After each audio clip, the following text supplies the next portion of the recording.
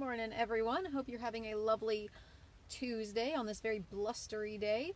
For those of you who are Facebook friends with me, you've probably already seen the news, but if you're not, I thought I would share with you today from the inside of my new car. What? I finally got one after like almost 2 years of being here. And so I'm just sitting in the drive because I'm not going anywhere. But thought I'd. There you go. There you go. It is in fact a car. It's big news. It's big news, and I think for me it's a huge weight off. Not only because it's taken about a year of like actually going through. I had to get the British driver's license, and so going through the tests and the lessons and taking the exam and taking the exam again and all these things. But anyway, we finally made it. We finally got the car.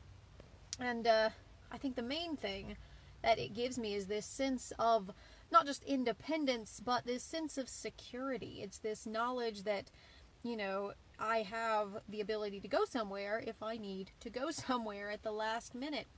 I'm kind of a homebody, so I haven't actually used it all that much. But again, it's just knowing that it's here when I need it. It's that sense of just, security, I think. And as I was thinking about, about the car and about the security it affords, it got me thinking about what that security is, I guess, in general. Way back at the beginning of lockdown, several months ago now, back when things were getting really scary, when everything was just, the case numbers were going up, I was talking to my mom, and I was telling her that I think one of my greatest fears about the whole thing was, what if I was to get sick with this thing and just couldn't do anything? I wouldn't be able to help myself. What would I do with the dogs? How would I get what I needed, get to where I needed to be? And my mom very sensibly replied, quite correctly as well. She said, I am sure that the folks at those churches would not leave you alone if you needed help.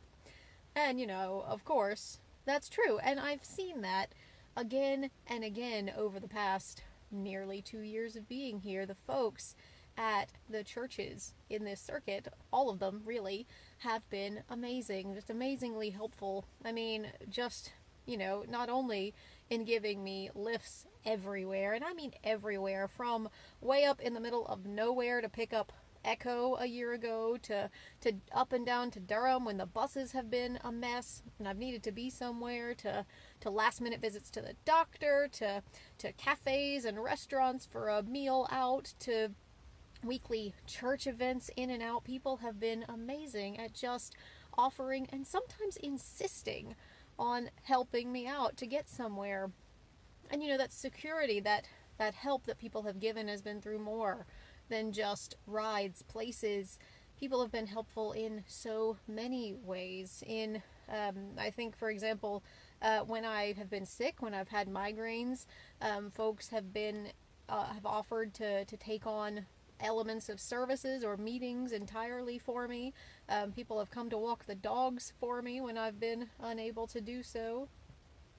People have been there to chat, to just let me talk to them or rant to them a little bit when I'm having a bad day, to buy me cake. Perhaps the most important thing people have done is give me food. Let's be honest, I am a big fan of food, and I have been able to share meals with so many people, and hospitality with so many people.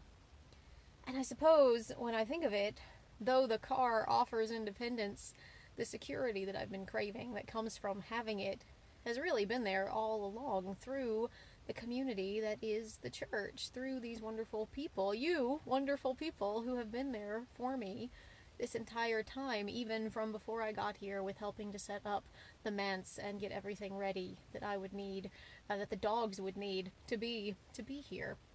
It's been a wonderful testimony, I suppose, to how much this church has done, this circuit has done to help me out, and it's been a wonderful gift.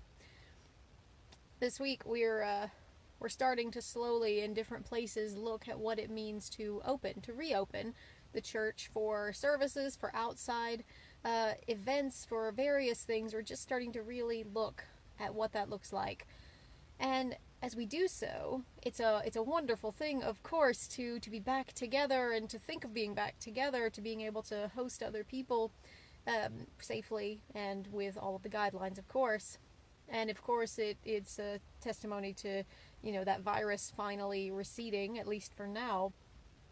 But as we do all of the work to look at reopening, let's not forget the lessons that we have learned, especially over the past several months, those lessons of just what the church really is, that it's more than a building, of course, that it's the people, that it is the community, the koinonia, as they say in the old Greek word, the fellowship, that family, that community, that security that comes from the people who are willing to reach out to one another, to help others like they would help themselves, to be the hands and the feet of Christ through every situation.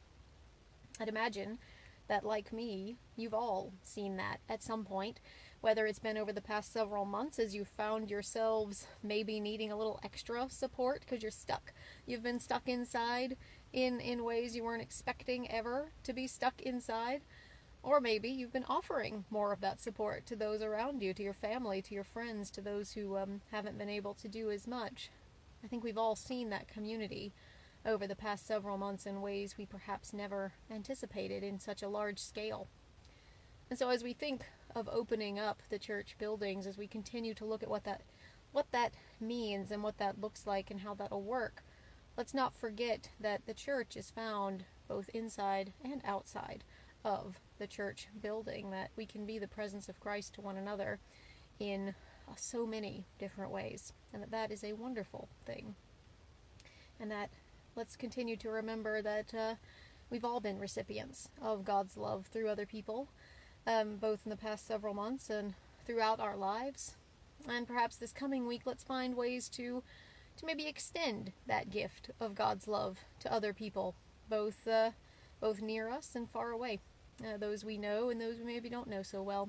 So hope you all have a lovely day and a lovely week. Enjoy the sunshine while it lasts anyway, and I, for one, am going to sit here and try and figure out what some of these buttons do, because I still haven't explored this car yet, and I should probably know how to work it before I do any actual drives. Anyway, I'll talk to you later and hopefully see you soon. Bye.